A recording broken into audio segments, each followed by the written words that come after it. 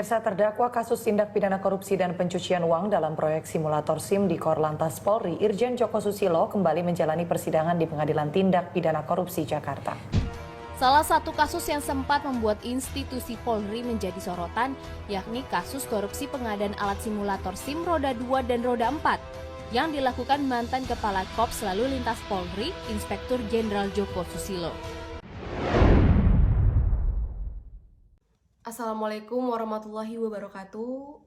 Saya Rifta Syari, dan di kesempatan kali ini atau di video kali ini saya akan sedikit mereview berita tentang mega korupsi simulator kemudi yang dilakukan oleh Inspektur Jenderal Joko Susilo atau Kepala Korps Lalu Lintas Kepolisian Republik Indonesia yang merupakan jenderal aktif pertama yang dijerat KPK.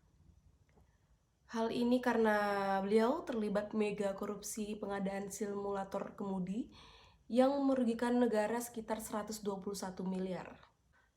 Kenapa skandal ini bisa terkuak? Yaitu pada awalnya skandal ini bisa terkuak karena adanya pecah kongsi yang pada tahun 2010 yang semula proyek ini dipegang oleh PT Citra Mandiri Metalindo Abadi, yaitu pemiliknya Bapak Budi Susanto. Lalu Pak Budi Susanto menyerahkan pengerjaan simulator kepada Bapak Sukoco Bambang, pemilik PT Inovasi Teknologi Indonesia. Nah, saya melihat di berita ini juga perjalanan perkongsian antara Budi dan Sukoco ini terlihat sangat mulus.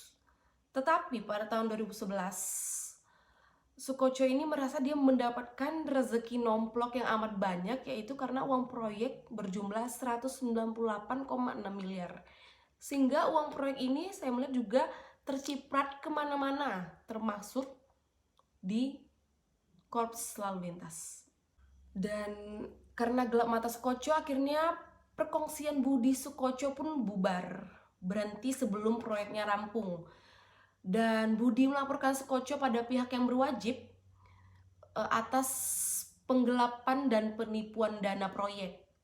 Dan di sini juga saya melihat bahwa Sukoco marah akan tuduhan yang dilaporkan oleh Budi, sehingga Sukoco memberikan bukti suap dan pengadaan ke sejumlah pihak, termasuk pihak dari majalah Tempo. Dan akhirnya majalah Tempo pun melakukan penelusuran. Dan hasil dari pengusutan bahwa Inspektur Jenderal Joko Susilo dan wakilnya Brigadir Jenderal Didik Purnomo akhirnya divonis bersalah oleh Pengadilan Tindak Pidana Korupsi. Nah, di sini saya telah merangkum perjalanan kasus Susilo Joko dalam mega korupsi simulator kemudi yang dilakukannya. Yang pertama adalah ditetapkan sebagai tersangka pada tanggal 27 Juli tahun 2012 dengan korupsi kasus proyek pengadaan simulator alat uji mengemudi senilai 196 miliar. Yang kedua adalah drama penggeledahan yang dilakukan di kantor Korps Lalu Lintas Mabes Polri di Cawang, Jakarta selama lebih 24 jam. Dalam kegiatan penggeledahan KPK di kantor di Cawang, sempat dihalang-halangi oleh petugas di sana untuk memberikan barang bukti. Yang ketiga adalah adanya insiden pengepungan. Pemeriksaan terhadap Joko yang pertama itu oleh KPK yang dilakukan pada bulan Oktober 2012, yaitu selang 1 bulan Joko ini ditetapkan sebagai tersangka. Pemeriksaan tersebut berbuntut kehebohan karena kantor KPK tiba-tiba dikepung oleh aparat kepolisian yang dari Bengkulu akibat untuk menjemput Novel Baswedan. Yang keempat, KPK menetapkan 4 tersangka.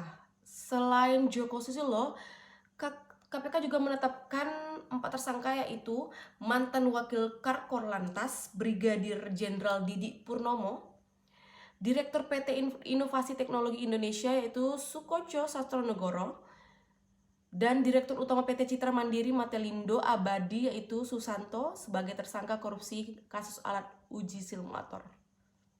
Yang kelima, Joko dituntut 18 tahun penjara.